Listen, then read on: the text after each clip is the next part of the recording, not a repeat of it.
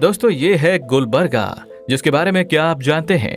कर्नाटक के इस शहर को पत्थरों का शहर क्यों कहा जाता है? इस शहर का इतिहास क्या है?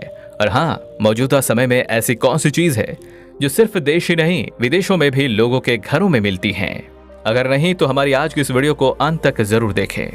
दोस्तों, शायद आपको पता ना हो, लेकिन गुलबर्गा का नाम पहले गुलबर्गा नहीं था। इसे कुलबर्गी के नाम से जाना जाता था और कुलबर्गी का ही शाब्दिक अर्थ होता है पत्थरों का शहर।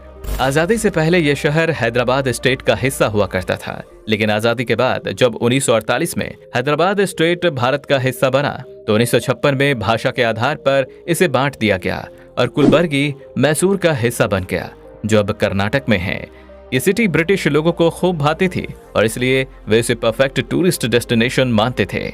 मौजूदा समय में गुलबर्गा के डेमोग्राफी की बात करें तो ये शहर कर्नाटक के पूर्वोत्तर भाग में एक पठारी भूमि पर बसा हुआ है। कृष्णा और भीमा नदी इसके दिल से गुजरती है। ये सिटी 192 स्क्वायर किलोमीटर एरिया में फैली हुई है और यहाँ का ज्यादातर आबादी हिंदू है।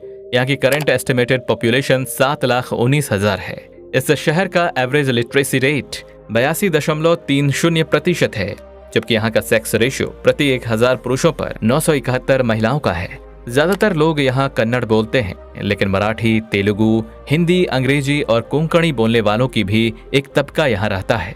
गाड़ियों के रजिस्ट्रेशन कोड पर गौर करें तो यहाँ की सभी लोकल गाड़ियों पर आपको KA32 का कोड दिखाई देगा। इस सिटी की इकॉनमी दिलचस्प है। इस इलाके में उगने वाले मसाले भारत ही नहीं, पूरे यूरोप और दुनिया के कई देशों के रसोई घरों में काफी प्रचलित रहे हैं। अब यह शहर तूर दाल और चूना पत्थर के लिए प्रसिद्ध है। कुछ लोग यहाँ एग्रीकल्चर बेस्ड कामों से जुड़े हैं, तो वहीं कुछ धीरे धीरे विकसित हो रहे बिजनेस और इंडस्ट्रीज से।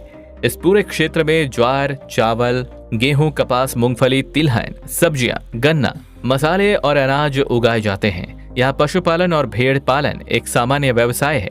इसके अलावा यहाँ बागवानी भी खूब की जाती है। ये शहर अपने आर्किटेक्चर, रिलीजियस प्लेसेस और कई फेमस टूरिस्ट डेस्टिनेशंस के लिए खास तौर से जाना जाता है। यहाँ का ऐतिहासिक गुलबर्गा किला यहाँ आने वालों का दिल जीत लेता है।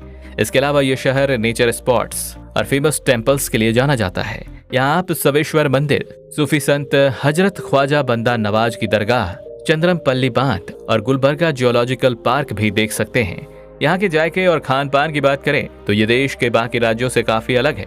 यहाँ के व्यंजनों में जोलदा रोटी, शेंगा चटनी पूड़ी, आम के गूदे से बनी होलीगे और वागनी मिर्ची काफी पसंद की जाती है। नॉनवेज लवर्स के लिए यहाँ की तहरी मशहूर है। यहाँ का खाना काफी स्पाइसी होता है, जिसका स्वाद आप जल्दी भूल नहीं सकते। जायके के साथ ही यहाँ की वास्तुशैली और कला संस्कृति भी आपको ये शहर भूलने नहीं देगी। ये शहर वाकई कई नायाब खजानों को अपने अंदर समेटे हुए है। अब अगर आप भी इस शहर को एक्सप्लोर करना चाहते हैं तो आप यहाँ हवाई, रेल या सड़क किसी भी माध्यम से साल के किसी भी महीने में घूमने के लिए आ सकते हैं। यहाँ का मौसम साल भर खुश मिजाज रहता है, जो पर्यटकों को खासा लुभाता है।